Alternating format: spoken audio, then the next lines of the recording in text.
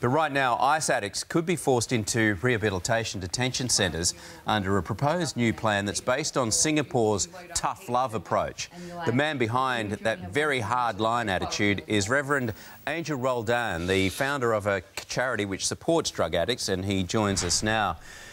Good morning, Angel. Thank you very much for your time. Australia has a huge ICE problem, so we're interested to hear for any solutions. Under your proposal, who would have the power to force addicts into rehab centres? Well, first of all, the laws has to be changed because at present that it would not be possible. So what they did in Singapore, they first adapted the laws for that circumstance, and then they gave the capacity to apprehend, to enforce the law, which would be a task force determined by the government, which would be the police and some other agencies. Right, and in the Singaporean model, how long do they stay in detention? They stay for 4 months, but it's not just detention. They do the detox, counseling, they even teach them job skills. And after the release, then they have a re-entry program so that they can still be helped to get back into society. OK, now Singapore, has a different view towards crime enforcement and to their constitution than we do. Yes. So are there any other countries that have used this model successfully? I have concentrated on Singapore because it's the most successful one, is the best country in the approach against the drug culture. And they have, after this rehabilitation time of 4 months, this is just, by the way, just the drug users, the drug traffickers, they are treated more severely.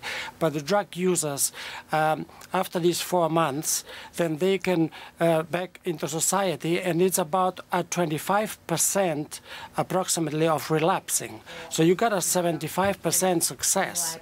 That's a very high rate. It is. We'd certainly take it right now because it doesn't seem that we have many successful programs here for rehabilitation at all. Well, some programs are good, but see, the problem is the programs, the rehabilitation programs that are running, including myself, I've been doing this for almost 30 years, you only can help the ones who come and want to be helped. The problem is the majority of them, 90+%, they will not be willing to go to a rehabilitation center unless you force them. And so that's what I call tough love, because I have scenarios like a mother calls me in my office and says my son is on ice. And I said, well, bring him here and we can help him.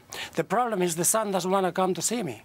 And so that's a pattern that I can see people that did help, but they don't want to be helped because, drug addiction is a very powerful thing. So, if you were implementing this in Australia, who would sign off on actually detaining someone? Would it have to be that person's next of kin, or would it just be a law officer? How would you make that happen? Well, it has to be implemented in a way that is efficient. For instance, yes, a parent should be able to go to an agency or to the police, somebody, and say, look, my son is really desperately in need. He's going to kill himself, and they will have to apprehend him. A doctor, see these things in detail. We don't have to copy 100% the Singapore approach, but we certainly, look, if we don't do that, it's escalating.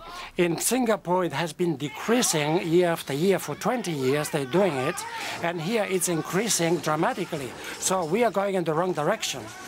Yeah, well, if it can happen in Singapore, it can happen anywhere, right? Absolutely. But you see, the politicians have to have the courage to say, yes, something's got to be changed here because this is not working.